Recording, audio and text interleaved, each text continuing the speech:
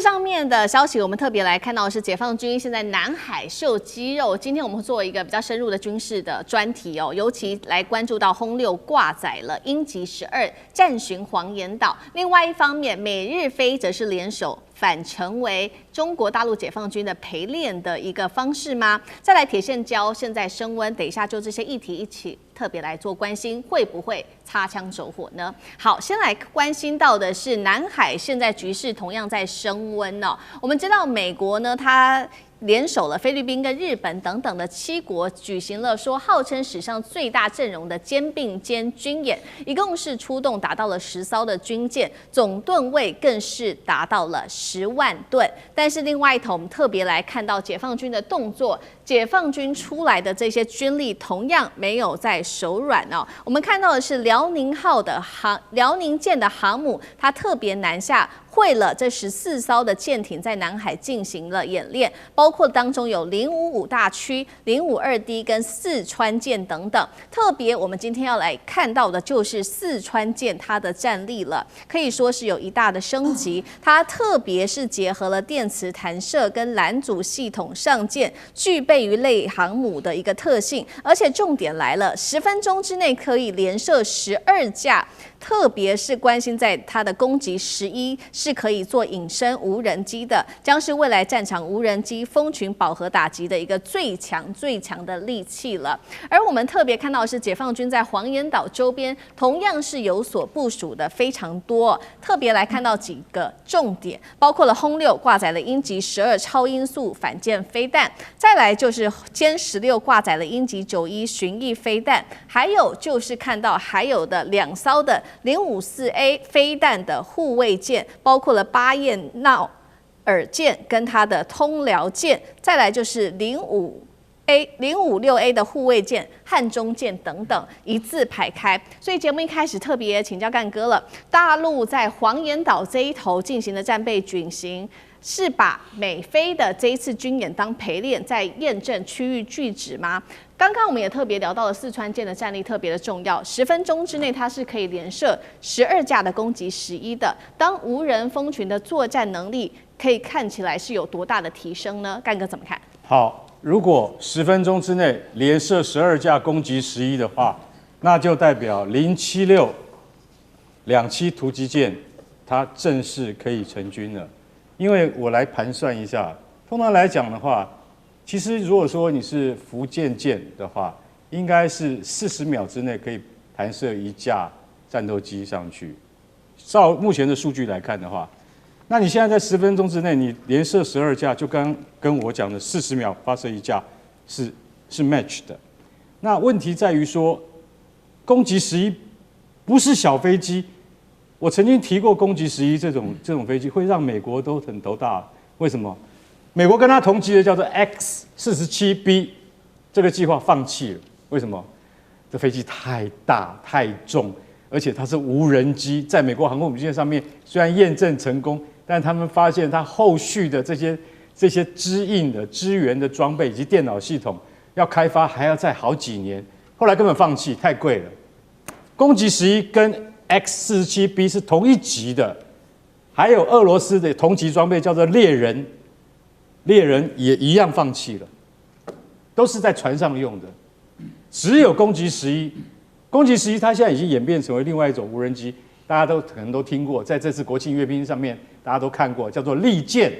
就是攻击11的提升版。那攻击11它是一个什么样子？它是一个非常巨大，它大到跟战斗机一样大，所以它是一个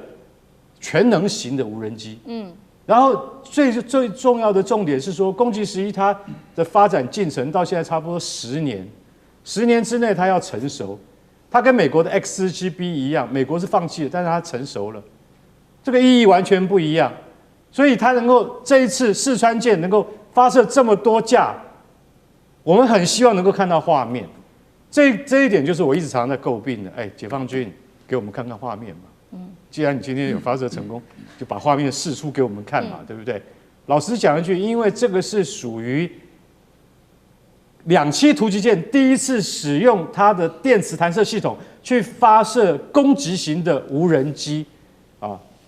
这句话大家再去重新再听一遍，就是说这是一个划时代的进步，这是非常大的进步。我发射出去12架无人机之后，他们分别有不同的目标，都在我的在我的第2航舰中岛，就我的第2航舰指挥岛上面来飞控。第1指挥岛是负责航行，后面的第2个航舰的那个指挥岛是负责攻击的。所以你要知道，这个分工已经这么细了，那代表说攻击11它已经是变成成熟的东西了。然后最重要的最后一个第3个重点是，你用在黄岩岛这一次的演练上面，那意义更大。为什么？我来验证我的攻击机队、无人机队是不是可以在夺岛的战略之中发挥作用。所以你可以看到那个黄岩岛的编队里面，其实054跟056都不是重点，而是这一艘四川号。这艘四川号上面带的攻击11无人机，那才是重点之中的重点。不过我们又看到别的东西了，看到歼16，它竟然带着鹰击91，鹰击91这种巡弋飞弹，坦白讲一句，大陆发展了10多年了，鹰击91是一种非常巨大的飞弹，但是因为它是超音速反舰飞弹，非常有效。那这一次他把鹰击91带出来，我觉得那又是另外一层的意义。其实你要看中国每次它在每一种演训上面，它秀出来的东西都是有意义的，它不是随便便拿出来。鹰击12也是一样，它不是随随便便拿出来，它拿出来一定有它的意义，就是我会用，而且我用的时候，你就会发现说，这些都是仿制俄罗斯的武器，但是我已经提升到比俄罗斯原版的武器性能还要强，性能还要好。这就是最重大的意义。好，所以我们可以看到，一边是解放军，一边是美日菲双方现在都各自的在南海秀出自己的军事的肌肉。那另外一方面，我们看到美日菲是怎么样对中国进行战略威慑的，是在这边开始进行实战吕宋海峡，而且有几个关键点。第一点，我们看到的是，它是首度在美国本土之外使用提风飞弹发射战斧巡弋飞弹的。第二点，在菲律宾还部署了反舰飞弹系统。再来第3点，日本的方面加速移交了它的退役的阿5危级的护卫舰给菲律宾，把菲律宾当成抗中前线了吗？这些装备足以对抗解放军吗？那委员又怎么看？对啊，其实所谓的这个美日菲这样的一个操作，其实讲白了啦，就是美国自己不想牺牲，因为这个中国大陆的反舰飞弹越来越强大，那么美军到现在为止要具备拦截的能力，恐怕也相对有限嘛。所以这是美国自己太平洋司令部的这些官员这个将领都曾经对外公开讲过的，就如果一旦发生战争，只要过了这个太平洋中线，接下来就可能变成靶子了。那么对美国来讲呢，他通常操作的模式就是这样：当我不想死的时候，我就让别人死。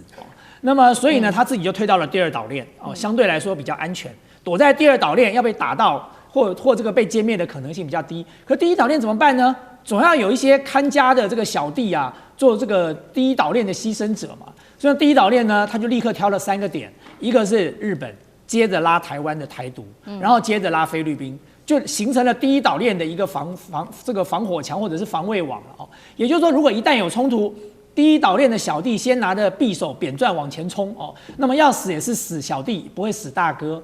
那么这就是为什么我讲一下说为什么美国一直逼着台湾要赶快去买军事装备啊？因为如果我们没有花大钱去买军事装备，我们就没有办法扮演美国这个前线看门小弟的角色。但这也其实是个蛮残酷的现实，就第一次看到说小弟要为大哥死，小弟自己还要花钱买武器的。通常当大哥都是把武器发给小弟的嘛。你有看过小弟自己要花钱买武器的吗？美国玩的就是这招，死你家的人，钱也花你的钱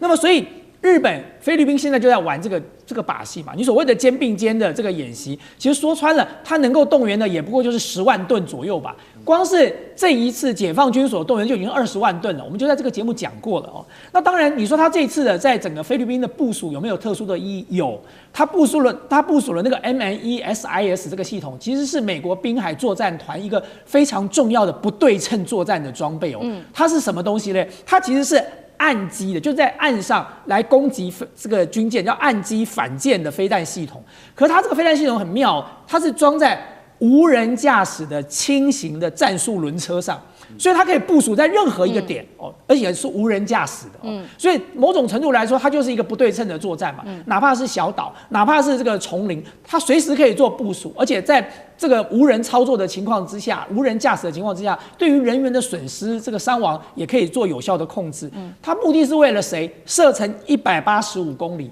它的目的当然是剑指中国大陆嘛。那你再看到说，中国大陆这次也不是省油的灯啊，就像刚才干哥讲的，他为什么要出示这个歼击12？因为这个就告诉大家，鹰击12为什么呢？他就是要告诉大家说，鹰击12就是航母杀手。哦，反正你来一个什么，我就摆一个什么给你看。我的鹰击12呢，打航母，打你们这些这个船舰绰绰有余。接着呢，他又摆了一个鹰击91。刚才干哥讲，它除了是反舰之外，它更重要的是猎杀雷达跟防空系统哦。所以他的意思就是告诉你们说，你的提风也好，你的这个不对称作战的这些相关的装备也好，我只要用我的鹰击91就可以把你的雷达跟防空系统给摧毁掉，你就变成瞎子了，你就完全没有办法运作了。所以我觉得，当然，这个中国大陆跟美非这个所谓的第一岛链防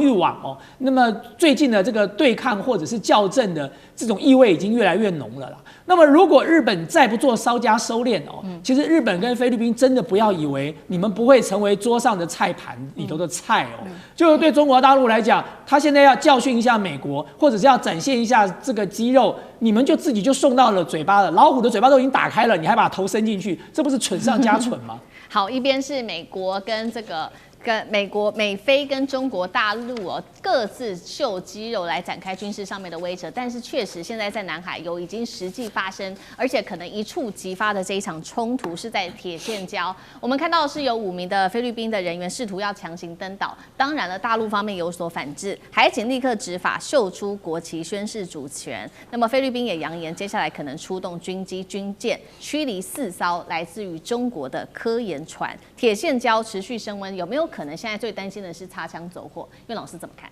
这个没有可能擦枪走火这个不太可能。中国要擦枪走火我们的期待就是美国或日本挑一个，甚至不会是这里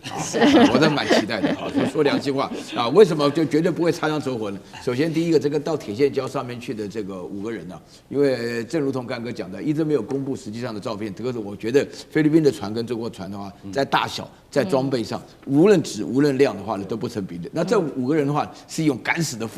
这个身份冲上去以后，拉了菲律宾国想排个，结果没上去，基本上是碰瓷了但这种情况下，因为大陆本身来讲，在那边守得非常紧，我就看到一架那个军事的直升机就已经起飞了，就已经看到这个情况。那个其实在这个南海比较偏北那个就是这个南沙群岛比较偏北的地方，他们的礁都是偶尔会露出来。那菲律宾这5个人的话呢，要赶上去拉个旗子宣示主权。但是这个大陆非常害怕我再强调一个重点，就大家害怕那个，大家记不记得那个仁爱礁有个马德雷3舰，那个破船已经搞了24年了，就是怕这些人一下子不活了，他妈赖在那边，搞了个破船在那边又来了所以就基本上给他不会有机会。但是不会有机会的同时的话呢，就制造让他们知难而退大陆的确做到，因为事实上大陆在南海守得严严的就是说也不会有什么任何真正的冲突。那另外的话呢，就是说是这个菲律宾的话呢，一直不断的放风声，就是有关于这个他们出动飞机跟军舰要拦截大陆4艘的这个大陆的科研船。我必须要强调，这个科研船里面的名字各方面大家都有，而且实际上这几艘船就是固定在南海里面一直做研究的，只是说大陆在做研究的时候根本没有把菲律宾的监视系统放在眼里。那菲律宾的监视系统在那边的话呢，弄得很没面子，那大家总是要表示一下，因为双方都互称为领海。但是南海基本上的话，我跟大家强调一个国际关系的事情这个国际关系事情，你讲什么仁义道德都没有用，那就真的是比拳头的。那在这种情况下，那菲律宾跟中国比拳头，他也知道这2件事情，一个是铁线礁的，一个是要驱逐中国科研船的，都是碰瓷而已。为什么呢？因为美国跟菲律宾讲，我给你那么多设备，给你那么多装备，给你那么多资源，你给我做点事儿他就做点事。谢谢袁老师。那我们休息一下，马上回来。地缘政治、美中之争、